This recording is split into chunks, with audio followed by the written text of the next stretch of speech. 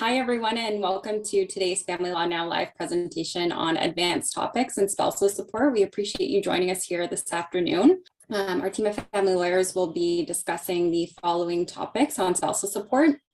In a prenup, is it ever a bad idea to include a spousal support waiver? Entitlement. Why is it important for the parties to disclose their complete income tax returns? What are the main differences between compensatory and non-compensatory? How long can you go back in a claim for retroactive spousal support? What are the tax deductibility issues for retro spousal support payments? Spousal support advisory guidelines, We'll also be discussing the duration and what is the rule of 20 and how does it impact the rule of 65. And our panelists will also be answering audience questions throughout the presentation. Our speakers aim to answer as many questions as they can throughout, but we do ask that you keep in mind that we have received several questions in advance and we have a record number of attendees today, but as always, they'll do their very best to get to as many questions as they can throughout. We also always ask our audience to keep in mind that this presentation is to provide general information on family law and should not be construed as legal advice. And now that you know what to expect over the next hour, I'd like to take a few moments to introduce our lovely panelists today. So starting with Margie Primero-Pimentel has over 14 years of experience in family law. She is a collaborative family law practitioner, as well as an accredited mediator who is passionate about facilitating fair and reasonable settlements for her clients. Margie approaches law in a holistic manner and believes that as a family lawyer, she has a unique opportunity to provide emotionally intelligent advice to clients that will assist them in moving forward with their lives in a better position with the best interest of her clients and their children in mind. Bill Rogers is our managing associate lawyer, and his courtroom experience includes numerous motions, several full-blown trials, and he has also had the privilege of winning a major family law victory at the Ontario Court of Appeal in 2014, which prevented the imposition of a proposed 2-year deadline on property claims by common law spouses. When he's not practicing law, he loves spending time playing music with his band Soul Custody. Daniela Direzzi is an associate family lawyer at our firm, where she takes pride in guiding clients through the separation and divorce process by listening to their struggles, worries, and needs, and advises them on their legal rights, entitlements, and obligations. Daniela has been practicing family law exclusively since 2007, and prior to joining our firm, she ran her own practice. Daniela always advocates passionately on her clients' behalf to ensure that their objectives are met. She is a firm negotiator, trained mediator, collaborative lawyer, and experienced litigator. Next, we have Russell Alexander, and Russell is our founder and senior partner at Russell Alexander Collaborative Family Lawyers. And with nearly 25 years of experience, he uses his knowledge and expertise to serve his clients in all aspects of family law and helps them in coping with the difficulties of separation and divorce, the division of assets such as homes and pensions, and the calculation and enforcement of child and spousal support. He uses his experience to create unique solutions for each of his clients to enable them and their families to move forward and supports them through the transition of divorce and separation. So now I am going to pass things over to Russell. Thank you for those kind introductions, Shannon. Let's make a start. Let's get on our first poll and find out who our audience is. So tell us a little bit about yourself. We've got a number of options. We're going to give everybody a few minutes. First of all, I want to thank our audience for joining us today. We had 570 people registered. This is a record event for us, so I really appreciate everybody who's taking the time over the lunch break to join us today. As I mentioned at the beginning, we have some collaborative practice training coming up in May. If anybody's interested in that, Shannon's going to provide the details in the show notes. But let's find out who our audience is. All right, a lawyer practicing family law, 69%. So they're going to keep you on your toes, Bill. Another lawyer in a different area of practice, 10%. Different professional in a different field, 7%. 9 students, welcome. We love to see students joining us. Going through a separation and divorce, people are here to get more information. Welcome, send us your questions. Helping a loved one and other, you can share that in the Q&A box. We've got another quick poll that we're going to throw up while we talk about some of these issues. So what's the most important issue in the upcoming adventure elections? And you've got a number of choices: higher fees and more regulations. I'm not sure if I know of any lawyer asking for more regulation and to pay higher fees. Lower fees and less regulation. Saving the tree. Non-lawyer FLSP, so paralegals doing divorces and family law work. DEI, promoting collaborative practice, and other. You can put the other in the box. But let's talk about this tree. The injunction was not extended. I think it was in court the other day. And from the articles I read, there's a couple interesting points. One was the train had already left the station. So if the Law Society wanted to get involved, they should have done so a few years ago, and it's too late now. That's sort of like this argument, well, the construction workers have already pulled out the chainsaws from their pickup trucks. It doesn't really deal with the merits of the concern. The other one, which I had not seen before, which is kind of interesting, the Law Society is saying this is a 200-year-old tree. It's historic, it's important. And the article I read said, well, actually, we don't know how old the tree is. It was replanted after the war, the World War. So it might be 200 years, but it's only been, I guess, at the Law Society for 75. So I don't know. What do you guys think of this? Oh, I want to show, this is going to be a show note. Laura Shaw, I can't really see it, has a picture from one of the towers overlooking the Law Society. We'll put it in the show notes, showing actually where the trees are. But real quick, save the tree or let it go. Margie, what do you think? I say save the tree. I mean, it's part of the Law Society history. I remember walking past those trees when I was doing my bar exams. So, or doing the bar ad courses. It's just part of our, and I don't think it'll look nice without the trees. I don't know, frankly. There's not too many 200-year-old trees in the core anymore. Daniela, thoughts? I think we should save the tree. I think it makes that whole property look so beautiful. There's, people go there for wedding photos. Right. I think it's nice to have nature in the part of the city. It's more relaxing to look at. So I think save the tree. That's what I would say.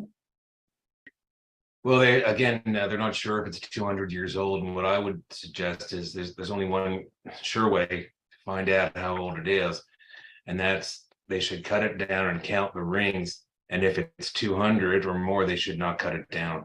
Glue it back together. Yeah.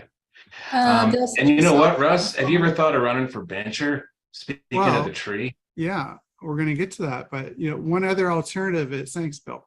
The Campbell House is across the street. I was been a member of the Advocacy Society for several years. It's an alternate location. And that Campbell House apparently has been moved twice already. So I would say move the Campbell House. When Shania Twain was with Mutt Lange, they had a studio in upstate New York, and they dug up a whole bunch of trees, like really massive old trees. You can do it. It's just really expensive. Yeah. All right. So let's see what our audience thinks. Higher fees, 6%, lower fees, 20%. Saving the tree. Nobody agrees with this. 3%. They're saying cut it down. Non-lawyers practicing 37%. Yeah, that is a big concern amongst the family bar. DEI 15%, promoting CP and other messages. Well, it's funny you mentioned that, Bill, because I think some of these issues benchers can deal with immediately. Improving access to justice using remote hearings, dealing with DEI in a responsible and more meaningful way, and increasing public awareness about collaborative practice, because that's going to take the strain off the court system. Anyway, we'll talk more about that on another day. Let's get at it. Is a prenup ever a bad idea? Bill, let's make a start here. Yeah. A prenup with a spousal support waiver can be a very bad idea. And I'm talking about a prenup, not a separation agreement. And if you've got parties who are first timers, they're young, just starting out, do not do a spousal support waiver and a prenup, because it will get set aside by a judge down the road for sure. And if that occurs, the judge will start sniffing around for other stuff to set aside in the prenup. So don't do it. Even if your client, says, well, look, I'll sign an acknowledgement that the waiver is a bad idea, and you advised against it. Don't do it, because that client will still sue you down the road. So yeah, do not do it. Now, if the parties are older with similar resources, maybe have kids already, that's different. But I'm talking about first timers who are young and just starting out. Don't go there. Don't do it. So let's add a twist to this. What if it's a separation agreement? for me, if I'm negotiating a separation agreement and the other side wants a waiver from my client, for whatever reason, I think that you pay a premium for that, right? You don't just give a waiver. You know, you're going to pay an extra amount for support or pay a bigger property payment. There needs to be some kind of bartering. Margie, what do you think? I agree with you on that with respect to the spousal support.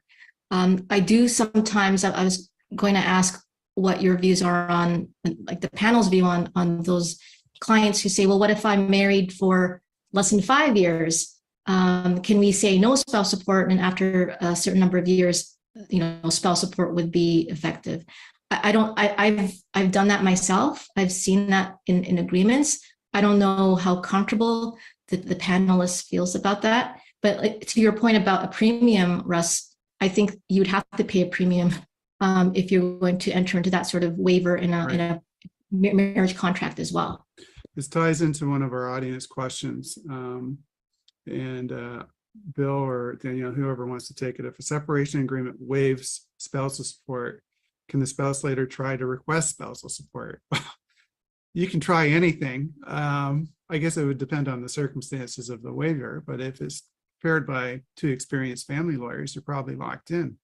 What do you think? Well, you can request is not the word I'd use to describe what you'd have to do. You have to go to court and try to set the agreement aside. And you can do that. People do that. Isn't that what happened in Miglin? Right. Yes. Yeah. Danielle? And can I just? Yeah, right. Go ahead, Margie. I was just going to say, not to scare anybody, there was a case I found where there was a spouse support waiver in a marriage contract. The marriage contract was found to be valid and enforceable, but the spouse support waiver was set aside on the basis that it would result in unconscionable circumstances under Section 33 sub 4. So under Section 33 sub 4 of the Family Law Act, even if the circumstances were she had ILA, she had financial disclosure, even if those circumstances surrounding the preparation and negotiation of the agreement is still, valid up and up, and it was fine. You could still be, if the result is unconscionable, could still be set aside. Who are you trying to scare, the support pair or the lawyer who drafted the agreement? Both. I would say run if you're a lawyer, and I think the vast majority of the registrants are lawyers. So think long and hard about that one. And what are you going to make off at a couple grand, and now you're on the hook, right? Sorry, let's get our next poll up, and then I'm going to come to you, Daniela. Does gender affect support claims? Sorry, go ahead, Daniela. I was just going to say, to add to Margie's comments about the, if we're married for 5 years, could there be a waiver? There's also things like, are they going to have children together? Do they plan to have children together? Do they have a child together? That will affect it. And the health of the parties at the time of signing. So if there's somebody who has an underlying health issue that could, in the future, affect their work, their ability to work, then a waiver may not be a great idea. It may not stand in the future. So that's just my 2 cents. It'll stand, but that's probably the advice you should be giving your client. Courts generally show deference to these agreements, especially if experienced counsel are involved and there's full disclosure. Let's see what our audience thinks on this question. 31%, oh yes, 38% no, it depends, 29% classic lawyer, and other. So let's get into entitlement. Daniela, what do we need to know about entitlement? Thank you. Thank the audience for answering those questions. Thank you.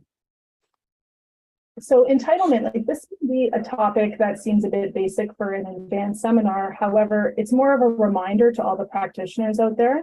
Entitlement is the threshold issue that needs to be determined before there's even an assessment of quantum and duration of spousal support. So as we're already aware, the entitlement to support for spousal support is governed by Section 15.2 of the Divorce Act, which lists the 4 objectives in subsection 15.26 and Section 30 of the Family Law Act. So a mere disparity of income that can generate an amount under the SAG formula does not automatically lead to entitlement. And we have to remember that as practitioners. There must be a finding of or an agreement of entitlement on either a compensatory or non-compensatory basis before the guidelines are applied. So, one mistake or wrong assumption we can make is that you just simply run the numbers. The lawyer starts by simply running the numbers to come up with a range and an amount for spousal support, simply because there's a large disparity between the parties' incomes. So, obviously post-separation, any first thought of entitlement will have to consider income disparity. But if there's no income disparity, then the argument on entitlement may become difficult. But there's always a follow-up question to the point. If there's an income disparity, why is there an income disparity? And that's what lawyers need to flesh out and dig for more information. The reason why will either be compensatory or non-compensatory. And I know Margie will be getting into that a bit later during the seminar, the differences between compensatory and non-compensatory. So I won't get into that. So that's pretty much my section on entitlement. I guess some take-home messages that we can relay to the audience today is that spouses are not automatically entitled to spousal support by virtue of being married or living common law for a significant period of time. A disparity of income alone does not justify entitlement. It's important to establish the basis for entitlement to support, as this will impact the location on the range and duration. The basis for entitlement can also be a key factor when reviewing or varying support, especially where the payor is seeking to terminate. Most often, it's not worth litigating entitlement. It's generally found to be present. However, the best cases for making an argument against entitlement are cases where one or more of the following factors are present. The marriage or relationship was of a short duration. The parties are relatively young, able-bodied at the time of separation. There are no young children, or if there are young children, the parties have an equal shared responsibility for child care. And the parties do not have a significant difference in their standard of living despite the income disparity when asset positions and cost of living are taken into account. Income disparity is a result of post-separation changes. So the loss of employment or a substantial increase in income, or the division of property, if the division of property has been or will be affected in such a way to mitigate the income differences. Thank you. That's great. So just a follow-up question. Let's run our next poll, and then I'm going to ask you a question, Daniela. Just keep it moving. Is spousal support calculated on net or gross income? So an audience question came in. When does spousal support cease if the court order is silent on the termination or the end date? Well, I think at that point you'll have to bring a motion to change the agreement. If there's no dispute, well, if it's a court order, then there's likely no dispute resolution clause. If there was an agreement, then you would likely look to that first. But I think really you'd have to commence a motion to change where there's been a material change of circumstances to deal with a review of support and entitlement for continued support or termination of support. And another one just came in for you, Margie. Can a pair stop spousal support when they retire? To Daniela's point, I think that's material change in circumstances. The short answer is usually courts would find that if a payor retires at the age of 65, for example, normal age of retirement, there will be a review of spousal support, and there may be a termination of support if the income of the payor after retirement no longer supports a support that no longer allows that person to pay. They no longer have the ability to pay. But if you are retiring before 65, I would caution you from seeking to terminate your spousal support or even review it unless there's a material change in your income as a result of disability, for example. Isn't it likely the recipient's lawyer would argue, well, you knew you were going to retire and you entered into this order or agreement, so there's no material change in circumstance that existed when you made this agreement? Yes, but I mean, I don't think a court is going to require a payor to continue paying support if they reach the normal age of retirement. I mean, there's also a similar obligation on the recipient to become self-supporting. Again, it's based on each factor, but I think a judge will look at it and say, age of 65, let's look into deeper. Maybe there's an exception, which we'll get into further down, but for the most part, 65 is like, I'm just let giving you the guy rest. I'm giving you the gears a little bit here, but they could retire and their income doesn't change, right? They're retired, and I guess that's an issue of double dipping at that point. Would you say, Bill? Possibly, yeah. But yeah, I think Margie's right that the normal retirement age, 65, that's very persuasive generally from what I've seen. Okay. Let's see what our audience thinks. Thank you for that. Let's see what our audience thinks about our poll question. Calculated on net or gross, 12% net, 58% gross, 9% line 115, 18% you can add certain business expenses back and other. So, these are fairly accurate answers, right? I guess it all depends, but you have a capital loss and you're using it to reduce your income. That may not necessarily be appropriate if we're talking about child or spousal support. What do you think, Bill? Well, that's it. The word you see often is non-recurring, and if it's a big loss, or the other side, if it's a big bonus, but it's non-recurring, it's a one-shot deal, they tend not to factor that in for income because it's a one-shot deal. Yeah, good point. All right, so let's talk a little bit about disclosure. I think this is back to you, Margie. Yes. So the question is, why is it important to disclose for parties to disclose their complete income tax returns? And I could almost hear the family lawyers who are listening to us say, "No, duh." But I have to say, as a DRO, I was DRO on a matter last week, and I asked the count. They had counsel, and I had asked counsel, have you received the other party's income tax returns or full or complete income tax returns for the attachments? And they said, no, we have the NOAs, like we don't need to. And it's still something that sometimes lawyers have to be reminded about. I know clients ask all the time, why does he or she need to know, what I made and where I made it, the source of my income. But it's really important for us to see the income tax returns for two main reasons.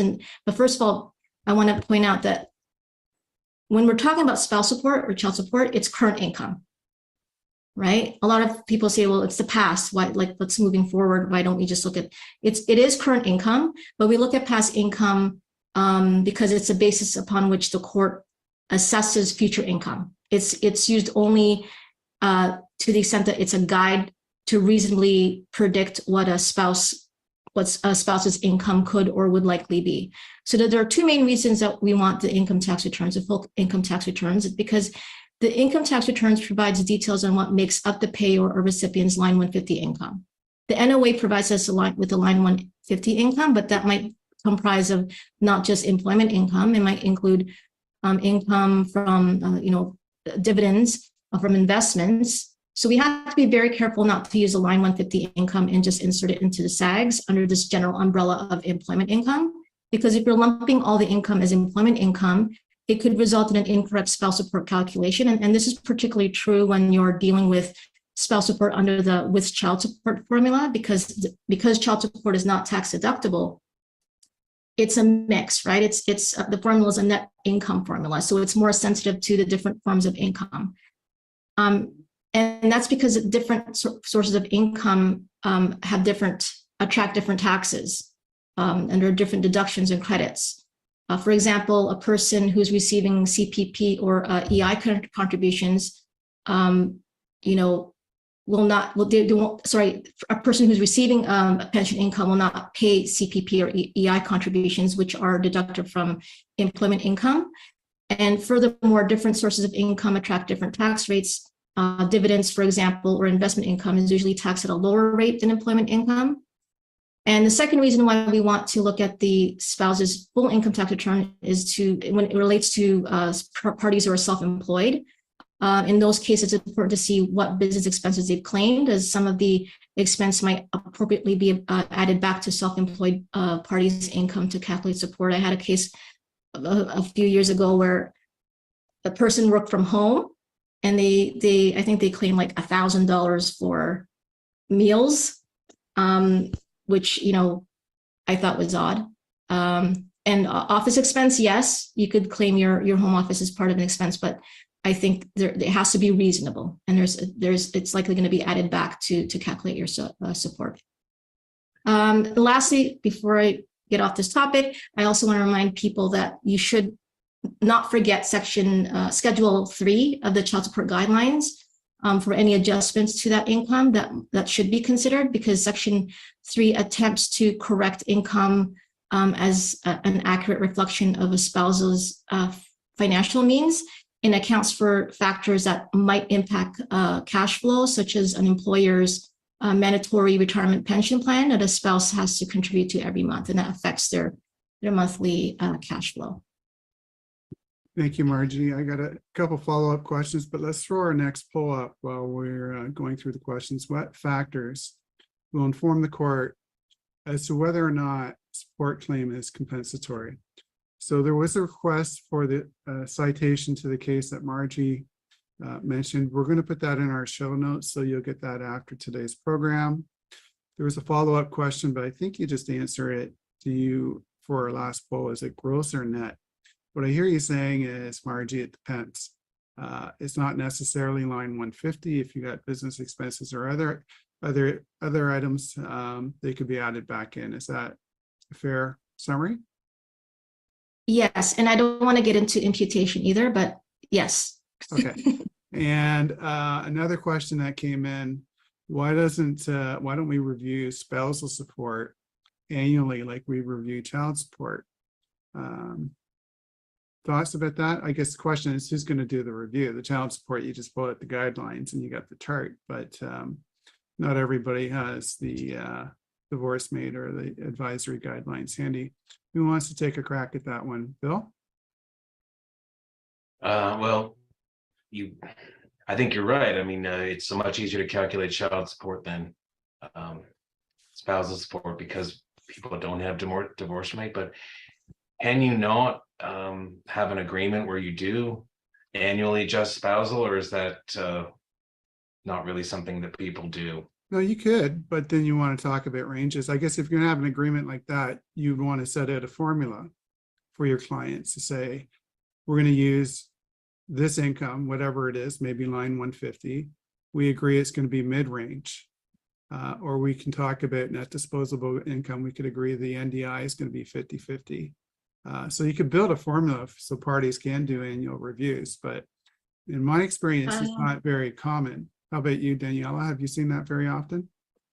Recently, I was in negotiations for spousal support, and that was brought up, but ultimately not agreed upon. But I think, in some cases, I find spousal support tends to be a more contentious issue, and so maybe locking it in and having, a certain period of time where there's an ability for the recipient to kind of, or to make efforts towards self-sufficiency and allows the payor to, continue to earn income, and then there's the review. It seems to work for most negotiations to have a bit of peace in a transitional period of time before they either review it or vary it for material change purposes. So that's what I've seen in my practice. Okay. Let's see what our audience is thinking, and thank you everybody for answering these polls. So what factors inform the court as to whether or not support is compensatory? Whether there's children, 46%, career being delayed, 84%, clear majority there. Payers' current income, 37%, repartnering, 60%. That's a big issue, right? When it comes to, well, I don't think it may inform the claim as to, you may have a compensatory claim, but if you repartner, you might be stepped down or eliminated. Duration of the relationship, 52%. Post-separation income increases, 19%. Well, thank you, audience, for answering that. And that takes us to the fun stuff, compensatory and non-compensatory. And we're going to go back to you, Margie. Okay, so like Danielle said, I think that some of our I don't know, is it viewers or listeners or the registrants might think that this is very basic. And just for the sake of those who are not family law lawyers, the compensatory claims are based either on the recipient's economic loss or disadvantage as a result of the roles that they adopted during the marriage, or the recipient's conferral of an economic benefit on the payor without adequate compensation. So the key there is compensation for the role they took during the marriage, or the role they take after the marriage. For example, if they have the primary care of children after separation, that might be that's a compensatory basis for spouse support. Now, non-compensatory is based on need. And need can be an inability to meet basic needs, but it also generally has been interpreted to cover a significant decline in the standard of living from the marital standard. So the main difference between compensatory and non-compensatory spouse support lies in the basis for the entitlement, whether the facts support a claim that the recipient should be compensated for the role they took during the marriage versus whether they need the support. So a recipient or complainant may be entitled to one or both, one or the other or both. A recipient's entitlement to spouse support may be more compensatory during the initial stage years after separation, and then moves towards a more non-compensatory basis as the years go by.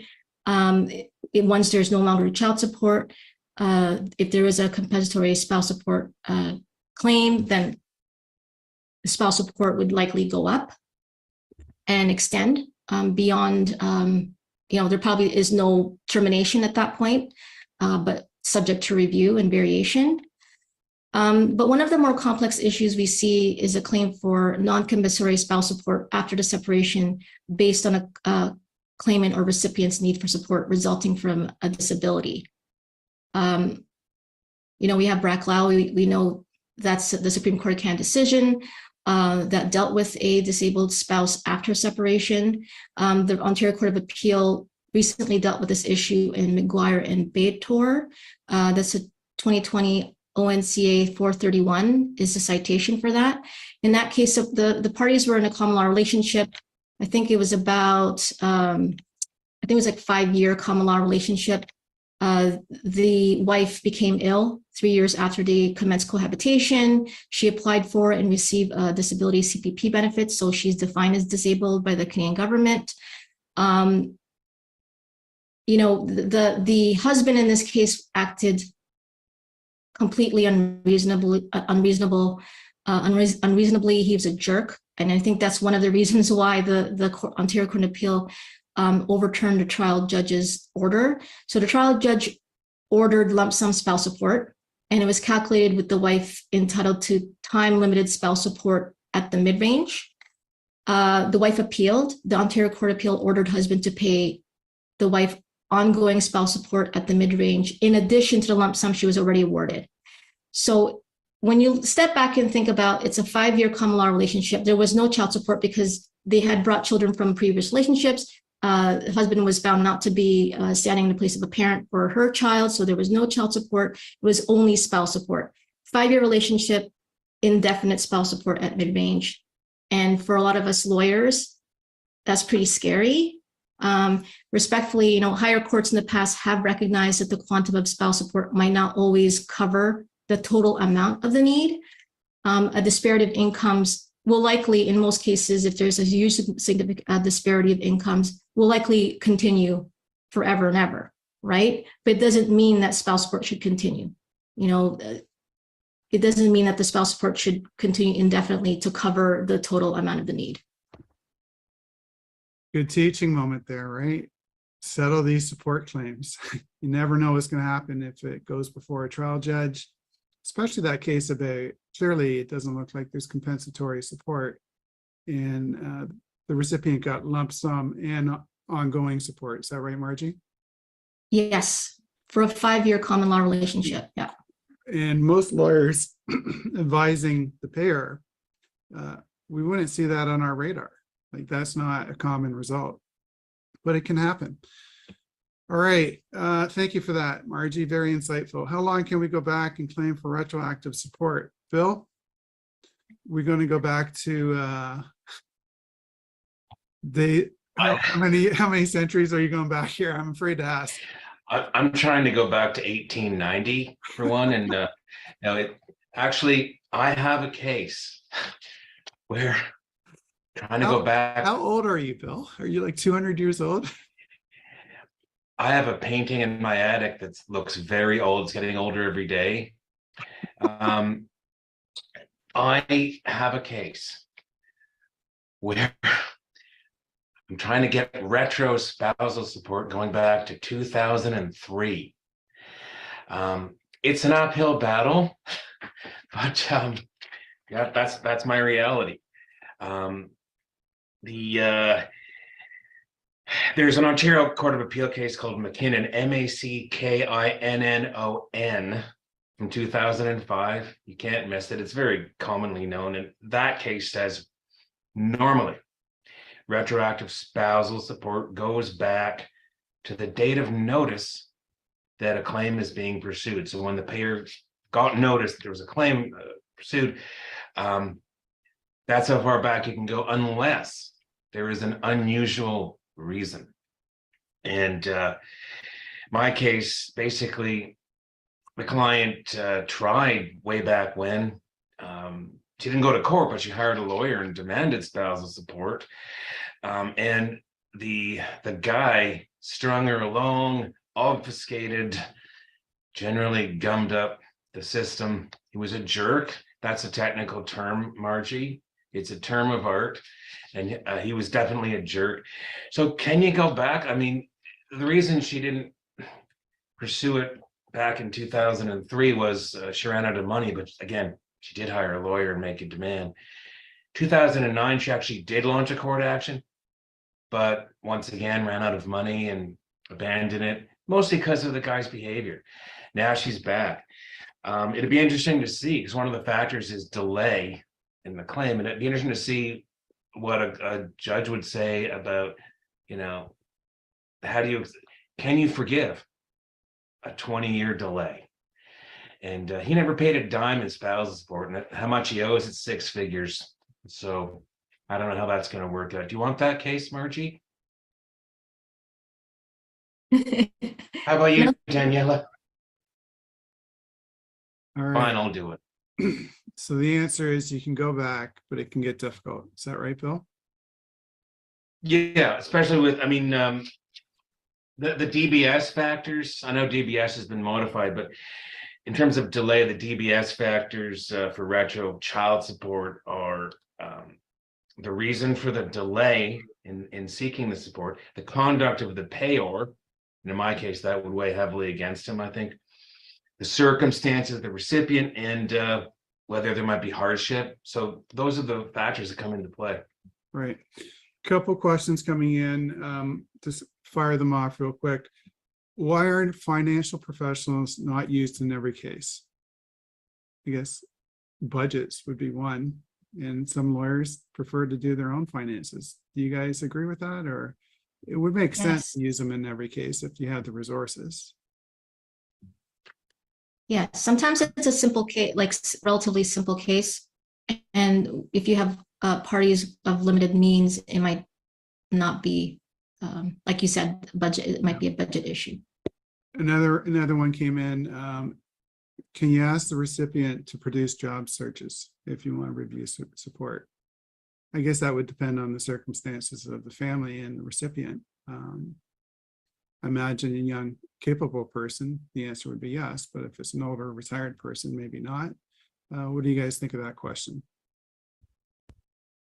I would agree. Yeah, you can, like, obviously you have to, assess the recipient. And like you said, Russ, is it somebody who's, 65 years old and hasn't worked in 25 years? or is it a young able-bodied person who has an education or has, you can ask for a resume. I mean, there's been cases sometimes where you do a vocational assessment to see how able this person is to work and to reach self-sufficiency. We got to be mindful. There's a duty to become self-sufficient as well, right? So education, retraining, maybe do a vocational assessment, ask if they've applied for jobs. Great tips.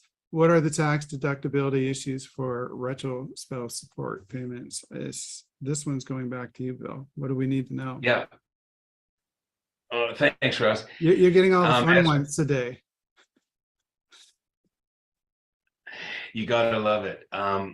As I think everyone probably knows, a retroactive spousal support paid as a lump sum is generally not tax deductible because it's not periodic. Even though it's covering a time that was supposed to be periodic, the lump sum ruins that. And if you go to the CRA website or do a case law search, you'll see it's not tax deductible. So what do? So there's a really interesting case from 2021. I'll spell the first name. It's Outaleb. And it's 2021 and has a really good discussion about this issue. And what you don't do if you're paying a retroactive lump sum order or agreement, you don't use the divorce mate lump sum calculation for that. Instead, you add up the monthly amounts that you would have paid, and then you reduce those by 25-30%. So there's your tax break right there. But you don't use the divorce mate lump sum. And the reason you don't use that number is it takes into account various factors, such as they will reduce, the divorce mate reduces the lump sum payment on the theory that if you receive a lump sum, you can invest that money and then get a return on that money. So because of that, they give the payor a break and reduce the lump sum. That's not appropriate if you're doing a retro. That's only good if you're paying it at the time. So again, if you read that case, Outaleb, there's a great discussion. And essentially, again, what courts generally do is they just add up the monthly amounts over the time, and then they'll knock it down by 25-30%. So that's what you do. That's a great tip, Bill. I bet you a lot of our lawyers in our audience just hit the button, look at the lump sum number produced by the SAG. It might give you a range, right? Low, medium, high, and go with that number without even being mindful that there's already taxes built into that. So you don't, they may be reducing it further if the other side requests for notional disposition tax on that. Really great tip. We have a request for the McKinnon citation. We're going to get that to you in our show notes, but let's get into the SAGs, the Spousal Support Advisory Guidelines, and Daniela. Okay, so I know we're kind of short on time, but I'll do my best to kind of summarize. So restructuring. So the concept behind restructuring is, that duration and quantum can be adjusted against one another to fit the needs of the parties. So for example, in exchange for a shorter duration of support, a recipient spouse may receive a higher amount of support up front.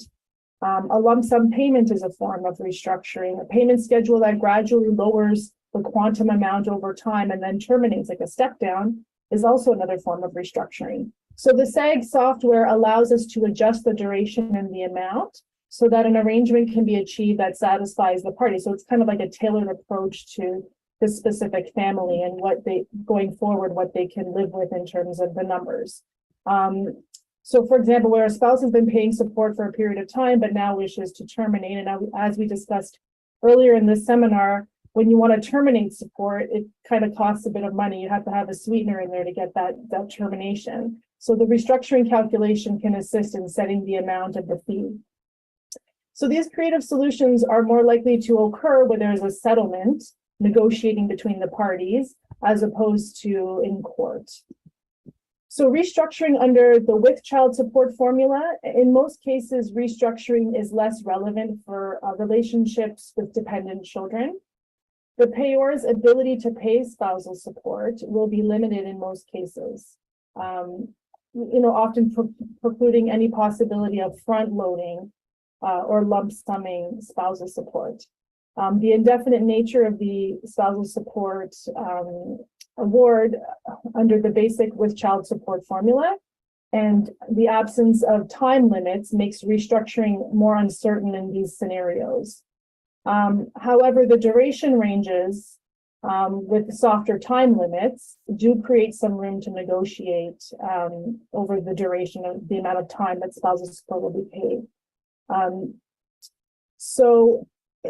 Most likely circumstances for the use of front loading or lump summing under the basic child support formula will be cases where the recipient wants spousal support above the upper end of the range for a shorter period of time to pursue maybe an expensive education program or to have a lump sum to provide, accommodations or to allow that recipient to keep the matrimonial home, for example, or to purchase a property to live in. So those are usually the scenarios where you have the front end loading. In some cases, a lump sum may be the desired approach because of the concerns about non-payment of support. So sometimes that is something that's negotiated, in case the person is kind of just, disappears and is unable to pay support and is, FLO can't enforce for whatever reason. Maybe they're self-employed or. So the following cases would be more likely to have a front end loading type of scenario with the with child support formula. So if there's only one child in the family, shared custody arrangement, 2 children and no Section 7 expenses and higher incomes generally speaking, and a modest monthly amount of child support in shorter marriages or shorter relationships, I should say. So restructuring under the without child support formula, front end loading is usually appropriate in short medium length relationships under the without child support formula, where the ranges for the amounts generated by the formula may be seen as too low if the objective of the spousal support award is to provide transitional support to the recipient. And it also bears some relationship to the standard of living during the relationship. Here, the restructuring can be used to front end load the award, increasing the amount and then shortening the duration. In the context of a review or a variation, where the original amount was higher than the SAGs, courts have also recognized that the instance of front loading and having adjusted the amount and duration of ongoing support downward, so there's a step down approach. And now I'll turn it over to Margie for the exceptions. Okay, a couple quick questions here. If the recipient will not sign an interim agreement, should the payer pay the net after tax amount of the support? What do you guys think? Or pay the proper amount and adjust for it later? Any practice tips on that question? I'll take that. I think that if the support payor, if there's no dispute as to entitlement, should pay something, and if there's no agreement from the recipient as to what that amount is, you can't come to an agreement, and therefore you can't, the payor can't deduct that from their income taxes for income tax purposes. I would say pay the net. You can calculate that using with the help of the worst mate calculations, and if you've underpaid, at least you paid something, and that'll be taken into account. If you've overpaid, that will also should be taken into account.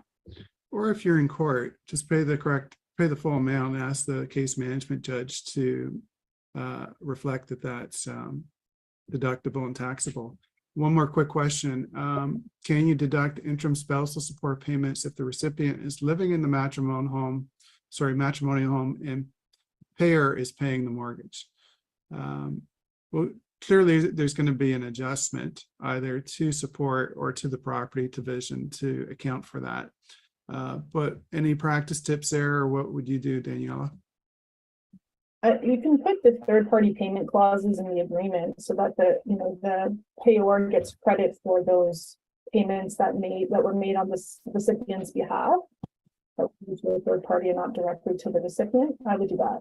All right, let's get to exceptions. Over to you, Margie. Thank you for that, everybody. Okay, so in light of the time, I'm just going to say that, if you've looked at the ranges and you've done the restructuring and you still feel intuitively that the outcome is wrong, you should look at the exceptions. And then there's about, I think, 11 exceptions set out in the Spousal Support Advisory Guidelines.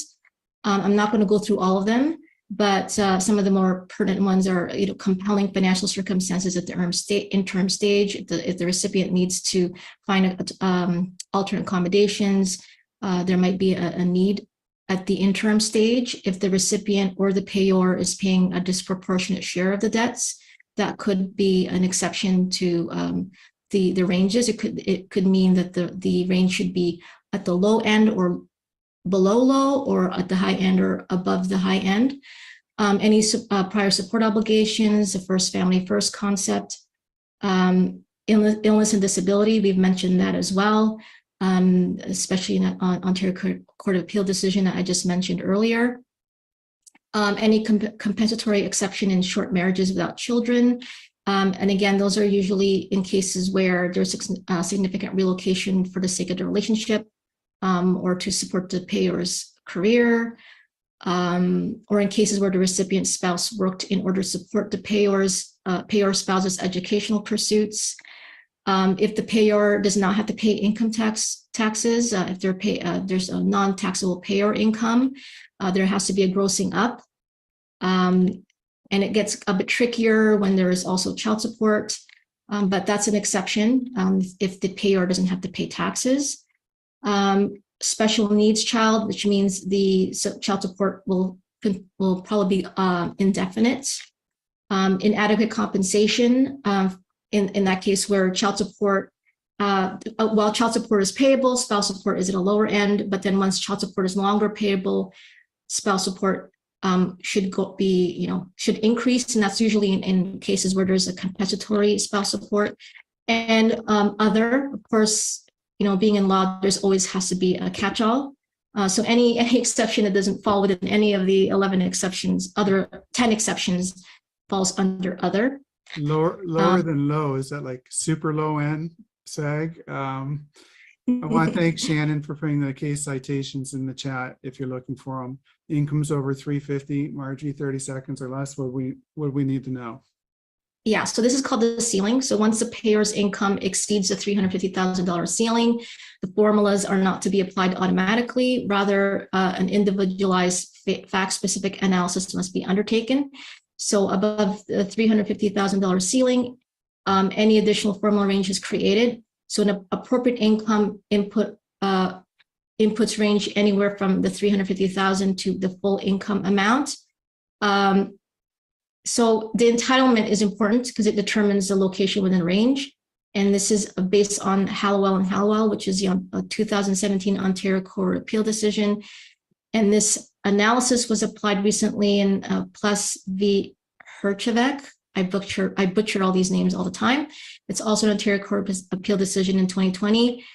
So whenever there's an income of $350,000 for more than $350,000 for the payor, courts tend to order spouse support, use based on closer to what it would be if the income is $350,000. If it's higher, let's say $1 million, then there has to be more creativity. There's a lot more discretion. They'll look at how much the support would be at $350,000, and maybe they'll look at the parties' budgets is the most important part of the analysis. So. And we're going to get sorry, I'm rushing through that. No, you're doing great. We're going to get those cases in the show notes. 30 seconds or less duration. Daniela, go. Okay, so we have retirement. There's a threshold issue with retirement. Does it, in the variation case, does it retirement amount to a material change or not? In most instances, retirement means a reduction of the payor's income, but early retirement cases ask whether income should be imputed to the retiring payor. So that gets a bit tricky and messy for family lawyers. Often, once we get past the threshold issues, then there's the double dipping issue. Are they receiving the pension that they've already equalized the first go around in the division of property? Then we have, former spouses and partners will eventually have to draw on their own capital for current needs, which, makes it a challenge for us using the SAGs on income-based guidelines. So that's the retirement is something that you should maybe put it into an agreement as a grounds for review, because it is a foreseeable thing for most people when they're around 60, 65. So that is, my piece on that. Repartnering, under the current law, remarriage or repartnering of the support recipient does not mean an automatic termination of spousal support, but is often, a sign of potentially a reduction of support and maybe sometimes going towards termination. So it really depends on whether support is compensatory or non-compensatory, as well as the length of the first marriage, the age of the recipient, the duration and the stability of the new relationship, and the standard household, the standard of living in the respective households. Excellent. Thank you, Bill. Rule 20, Rule 65, 30 seconds or less, go. Rule of 20, if the people have been together for 20 years, you don't have to use the rule of 65. That's good enough. And to get you into what they call an indefinite duration, which does not mean permanent. It just means there's no end date. It could be terminated. The leading case on Need, Bracklow, she would never work again. The court said she had OCD, fibromyalgia, and bipolar disorder. And after all that, they terminated her after 5 years. So indefinite does not mean permanent, but it just means there's no cutoff date. All right. And that brings us to Q&A. And our host is going to be coming back on. Great answer, Bill. Thank you. Hi, everyone. Thank you to all of our panelists, and thanks to everyone who sent in questions today. I know a lot have been covered throughout. Maybe just squeeze one more in before we sign off here. We have a question from the audience that says, do you have to pay spousal support if the children live with you full time? You could, if you're earning $1 million and the other one needs support, you could be on the hook. It depends, right? We're going to go with that answer. Thank you, Shannon. Thank you. So we just want to thank everyone again. Thank you to all of our panelists, and we'd also like to extend our gratitude to everyone watching. It's always a pleasure hosting all of you. So we hope to see you all again soon, and we hope you all have a great day. Thanks, everyone. Thank you so much, Daniela, Margie, Bill, Shannon. Fantastic as always. Have a good afternoon.